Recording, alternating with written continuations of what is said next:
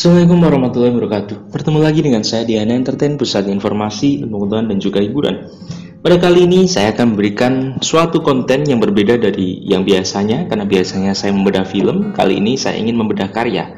Artinya, ketimbang saya memberikan alur cerita, saya akan membedah suatu karya, inti dari karya, suatu pesan yang ingin disampaikan oleh pengarang karya dalam karya tersebut. Pada kali ini yang akan saya bedah adalah film Forrest Gump, suatu film yang sangat luar biasa yang oleh semua orang disebut sebagai salah satu film terbaik sepanjang masa. Film yang diperankan oleh Tom Hanks yang menceritakan tentang keberuntungan yang dialami oleh orang yang memiliki keterbelakangan IQ. Dari film ini mungkin kita akan mengetahui bagaimana Forrest Gump bisa sangat beruntung dalam hidupnya.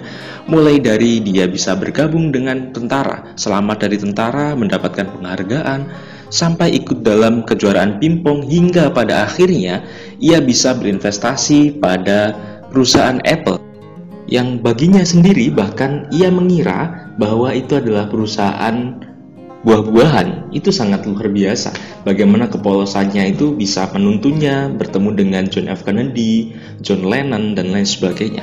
Lalu sebenarnya kenapa sih Forrest Gump yang notabene-nya orang dengan IQ rendah, dengan keterbelakangan, bisa mendapatkan keberuntungan tersebut? Padahal sejak awal film ketika kita melihat Forrest Gump, kita akan mengira bahwa Forrest Gump akan sangat kesulitan dengan keterbelakangannya. Bagaimana dia berbeda dengan manusia-manusia yang lain, bagaimana dia tidak bisa memahami makna-makna tersirat dalam sesuatu. Dia sangat letterlek, dia tidak bisa memahami konotatif, dia selalu berpikir dengan denotatif. Forrest bahkan diceritakan kesulitan masuk ke sekolah SD pada umumnya. Ia bahkan disarankan oleh kepala sekolah untuk masuk ke sekolah luar biasa atau SLB yang untuk anak-anak yang kekurangan. Tapi bagaimana setelah ia berusaha dengan sekuat tenaga, ia bisa masuk kuliah, ia bisa masuk tentara, ia bisa mewakili Amerika untuk bertanding pingpong dengan Cina. Bahkan ia bisa bertemu dengan John Lennon, ia bahkan bisa menjadi seorang jutawan, miliarder bersama dengan temannya karena membuka perusahaan penangkapan udang. Lalu bagaimana sebenarnya Forrest ini bisa sangat beruntung? Yang pertama adalah kuncinya, jangan terlalu serius pada diri sendiri, tidak usah peduli pada orang lain. Manusia pada umumnya terlalu serius memikirkan kesempurnaan dirinya dalam pandangan orang lain. Mereka terlalu sibuk untuk memuaskan orang-orang di sekitarnya dengan kehilangan jati dirinya sendiri. Berlainan dengan hal itu, Forrest selalu berusaha menjadi dirinya sendiri. Ia tidak terlalu peduli apa yang dipikirkan orang lain. Bahkan ia tidak terlalu peduli pada orang-orang yang membenci dirinya. Ia hanya melakukan menjadi dirinya sendiri sebagaimana ia seharusnya. Nomor dua adalah dia tidak berhenti untuk mencoba. Ia akan terus berusaha. Jika gagal, ia coba lagi. Itulah prinsip yang dilakukan oleh Forrest meskipun tidak pernah disampaikan. Bagaimana dia terus mencoba. Saat gagal mendapatkan Jenny, dia akan terus mencoba dan mencoba lagi.